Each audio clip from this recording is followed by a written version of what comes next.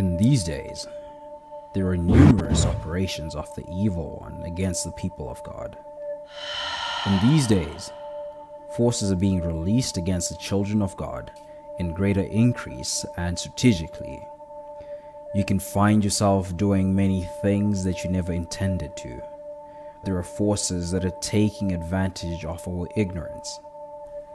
These forces are the rulers of darkness in this world.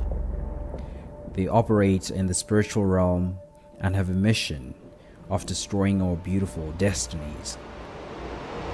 Welcome to a Grace Digital presentation. In this video, we will cover 4 of these spirits that we must avoid by all means. Number 1. The spirit of the world.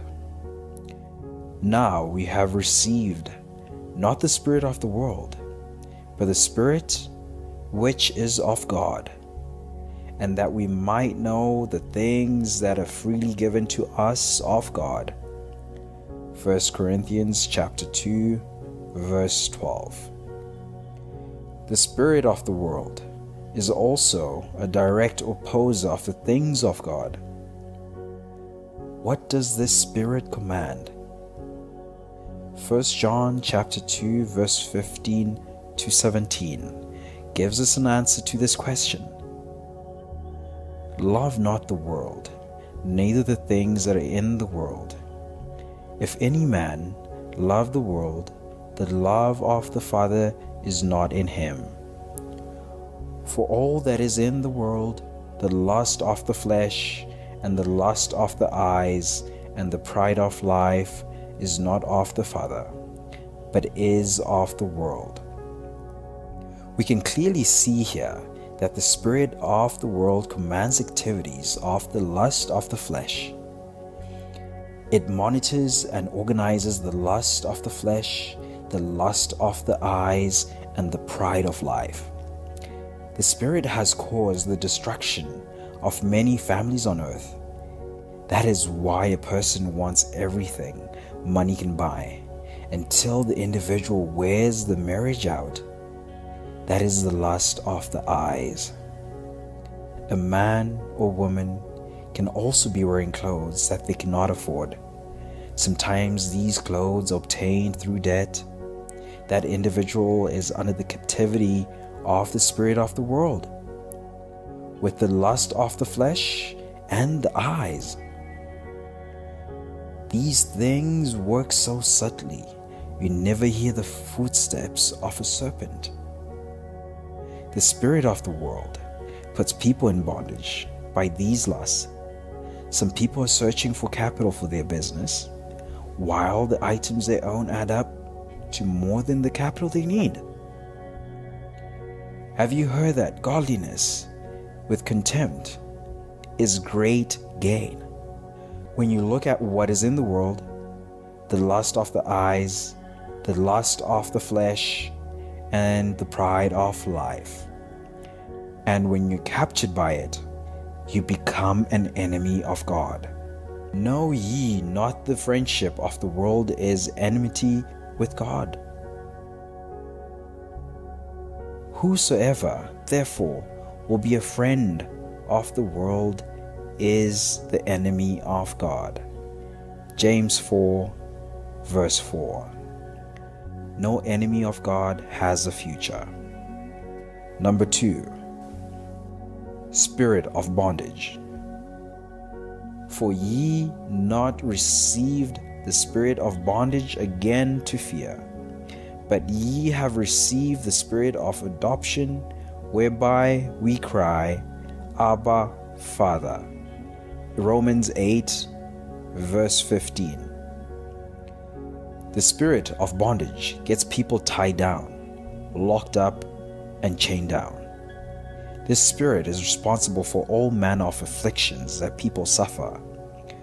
Regarding the woman that was under affliction for 18 years, in Luke 13, verse 16, Jesus asked, And ought not this woman, being a daughter of Abraham, whom Satan hath bound, be loosed from this bond. That's the spirit of bondage. It is a spirit of captivity. For instance, somebody is coughing and is still smoking, yet he has been told at the hospital that he has tuberculosis. He doesn't want to die, yet he keeps smoking and is coughing. He is under the arrest of the spirit of bondage, the spirit that causes addiction to evil. Everything binding to what you don't want is a spirit of bondage. Number 3, the lying spirit. And the Lord said unto him, Wherewith? And he said, I will go forth, and I will be a lying spirit in the mouth of all his prophets. And he said, Thou shalt persuade him, and prevail also. Go forth, and do so.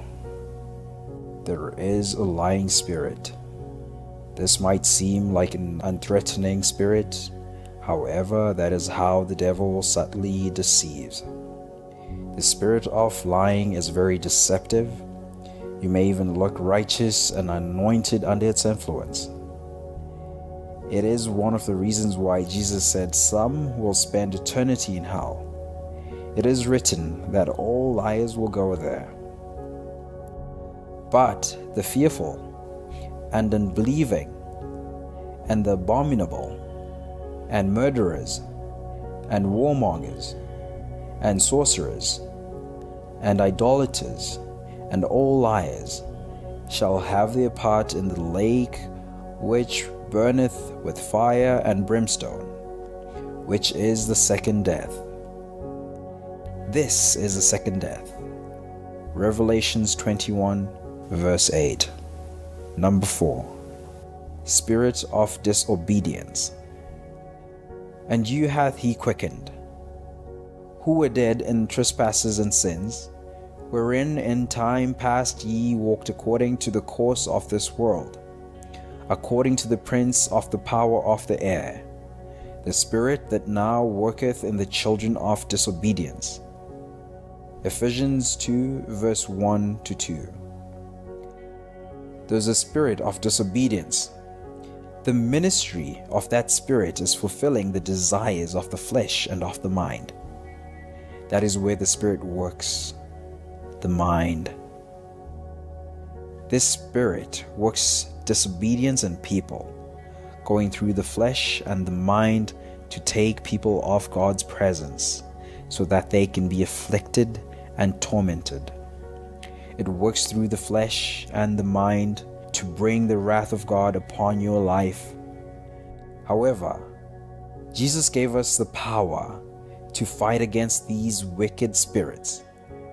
Once we hold on to our rights in Jesus, we break free from all bondages of these spirits. Prince of the air, hear my voice. I am not subject to your authority. Your influence will no longer find access to my life, nor my flesh, nor my mind. No, no more.